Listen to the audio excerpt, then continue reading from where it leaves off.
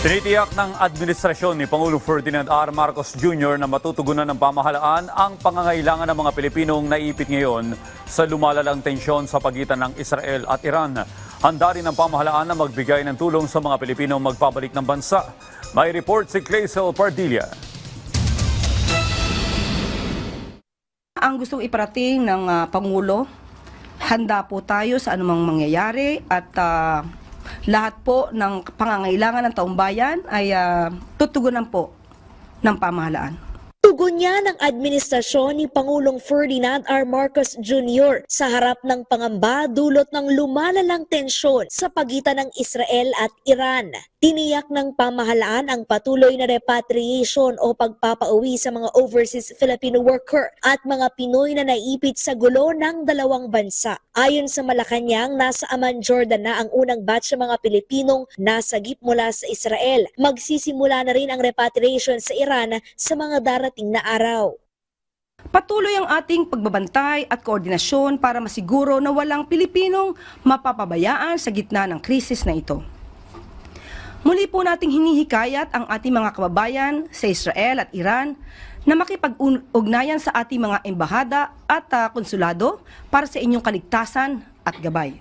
Siniguro ng Malacanang ang pag-abot ng tulong sa mga Pinoy na magbabalik bansa, kabilang ang pagbibigay ng temporary shelter, libreng pagkain at tulong pinansyal. Para sa mga repatriates, may nakahandang 150,000 pesos financial assistance, transport at accommodation support, medical assistance at livelihood at training packages upang matulungan silang makapagsimula muli sa bansa.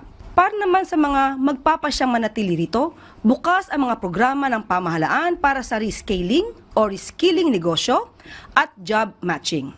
Tinututukan din ng pamahalaan ang masamang epekto, partikular na sa ekonomiya ng sigalot ng dalawang bansa. Nakatakdang makipagpulong si Pangulong Ferdinand R. Marcos Jr. sa kanyang economic team para talakayin ang Philippine Oil Contingency Plan. Bukas, inaasahang mararamdaman ang labis sa pagsirit sa presyo ng produktong petrolyo dahil sa hidwaan sa gitnang silangan. Tatamaan ang mga tsoper at nasa transportasyon. Sapul din ang mga magsasaka at mangingisda na gumagamit ng diesel sa makinarya. Para tablahin ang epektong yan, maglalabas ng 2.5 billion pesos na fuel subsidy ang Energy Department para sa mga apektuhan ng pagsipa ng presyo ng produktong petrolyo. Umaasa ang pamahalaan na makakamit ang 5.3% debt to GDP target o sukatan ng laki ng utang ng bansa kumpara sa kinikita nito. Sa kabila ng mga nangyayaring krisis sa labas ng bansa, nanawagan ang presidente ng kapayapaan at pagkakaisa. Ang panawagan din po ng Pangulo ay magkaroon po ng mapayapang pag-uusap at diplomansya para po maibsan ang lumalalang hindi pagkakasundo. Clazel Pardilla para sa Pambansang TV sa Bagong Pilipinas.